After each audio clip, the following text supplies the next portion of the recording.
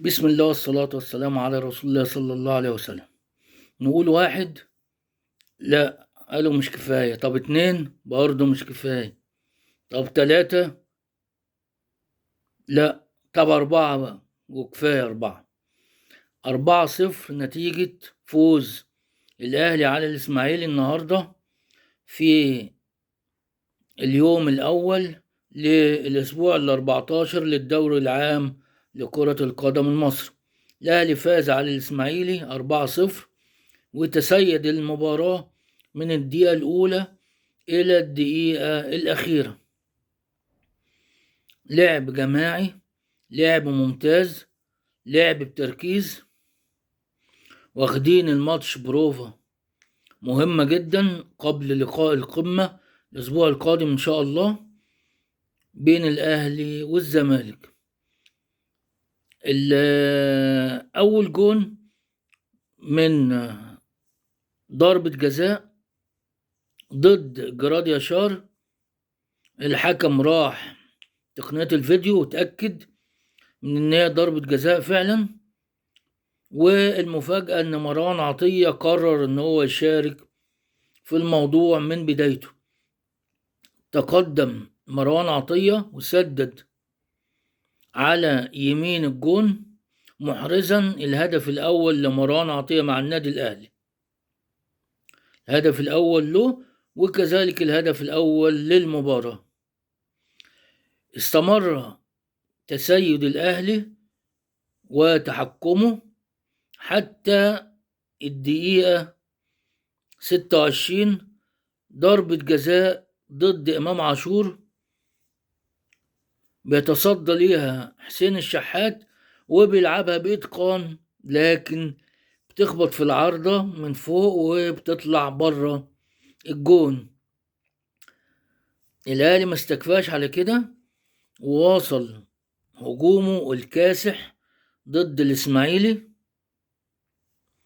وشوط الأول خلص على كده، لكن في الشوط الثاني الأهلي عن طريق إمام عاشور جاب الجون الثاني من تابلو، ولا أروع ولا أجمل. جراديا شار سدد واستخلصها من على خط المرمى واداها لإمام عاشور الذي راوغ 1 و2 وضعها في سقف العارضة محرزا الجون الثاني. جون عالي من نجم غالي. الدقيقة 75 بيحصل استبدالات. وسام أبو علي بينزل مكان جراديا شار، وكريم نيدفيد بينزل مكان مروان عطية، وأشرف داري بينزل مكان رامي ربيعة. وجراديا شار يعتبر ساهم في جونين، جون البلن بتاعه والجون اللي بصاه لإمام عاشور في الجون الثاني. تشكيل النادي الأهلي كان محمد الشناوي حراسة المرمى، خط دفاع أكرم توفيق، رامي ربيعة، محمد هاني كان بيلعب سيرد باك تاني جنب رامي ربيعة، وباك شمال أحمد نبيل كوك. خط الوسط أحمد رضا الوافد الجديد من بتروجيت الذي أثبت وجوده وجاب جون الرابع ما نوصل له نتكلم عنه إن شاء الله. خط الوسط أحمد رضا، مروان عطية، إمام عاشور. خط الهجوم النجم الصاعد محمد عبد الله الذي صار وجاله وليه بصمة في جونين، له بصمة في جونين، جون الأول والجون الثالث. خط الهجوم محمد عبد الله، حسين الشحات في الشمال، جراديا شار في رأس الحربة. لو رجعنا للماتش هنقول إن في الدقيقة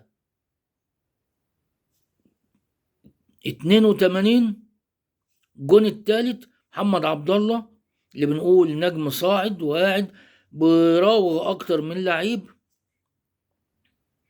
وبيدي الكورة لإمام عاشور الذي ريحها لحسين الشحات اللي سندها كده بهدوء وأودعها الزاوية اليسرى لحارس الإسماعيلي.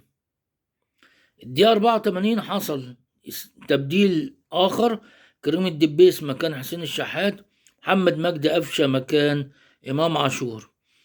في الدقيقة 46 الجون الرابع جه، أحمد رضا أول أهدافه من تمريرة سحرية من محمد عبد الله. محمد عبد الله في الجناح اليمين راوغ أكتر من لعيب، رجعها لورا أمام منطقة الجزاء. أحمد رضا من لمسة واحدة حطها بليسنج في الزاوية اليمين لجون الإسماعيلي، محرزا الهدف الأول لأحمد رضا والهدف الرابع للنادي الأهلي. يبقى مروان عطية جاب أول جون له، وأحمد رضا جاب أول جون له عشان تنتهي المباراة 4-0. ونجم من نجوم المباراة محمد عبد الله ساهم في جونين، وراجل المباراة تقريبا المرة الثالثة أو الرابعة إمام عاشور. مبروك لجماهير النادي الأهلي الوصول للنقطة 29 بيحتل بيها مؤقتا قمة الدوري في انتظار مباراة بيراميدز القادمة، والكل متشوق لمباراة القمة بين الأهلي والزمالك الأسبوع الجاي إن شاء الله. نشوفكم على خير إن شاء الله ونقول السلام عليكم.